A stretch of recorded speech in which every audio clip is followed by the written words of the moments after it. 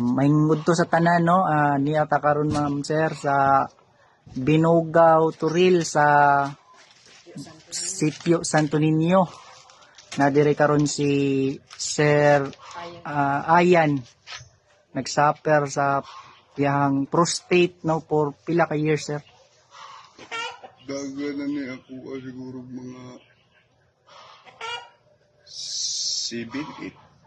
So 7-8 no. So na siya dire karon kay testimony siya tungod sa product nga Synbiotic. Naay reaksyon no, naay kausaban jud, praise God jud kayo no na katabang siya.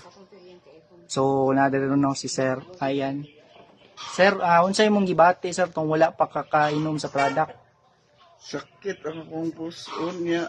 Sakit ipangihi nga gaihi na puko og dugo. So, binudugo na gyud. Dugo as in dugo na gyud akong kuan kay duha ka adlaw na akong ihi na pud ato dugo. So naka-apply ko atong tambal nga kuan, Synbiotic. Synbiotic. Kuan na kay nako ka kapsul akong nahurot ato sa kuan mga 4 ka kapsul. Pa ang nakuan nako, natingala ko nga ni kalitro man og ka okay na ang result sa ako. Wow, grabe, praise God jud kayo no. Nawala na pud ang sakit sa ako ang pantog nga inig mangihi ko.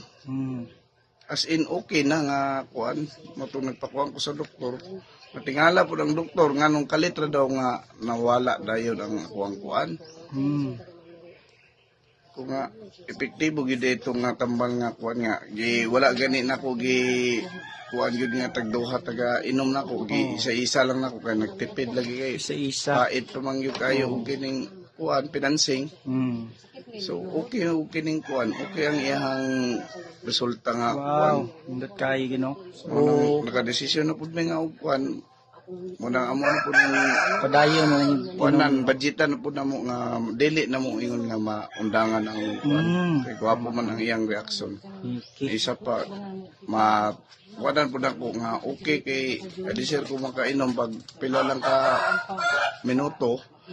Mura og kining ginabawas niya ang mga hugaw na gina-flush out niya ang hugaw no. Flush out niya Billion product. kuan. So no, padayon og inom si Sir no, ka-decide siya ma'am din Sir na tuloy-tuloy na gyud. Praise God, padayon sa ginom antod finally totally healing gid siya ni. So parang salamat ta sa GutGuard Synbiotic no nya daghan patag matabangan nga ni nga kaso no, grabe atong product gibuhat gyud sa Ginoo nga instrumento nga makatabang sa daghang katawhan nga nay problema sa panlawas. So kato lang, daghang salamat.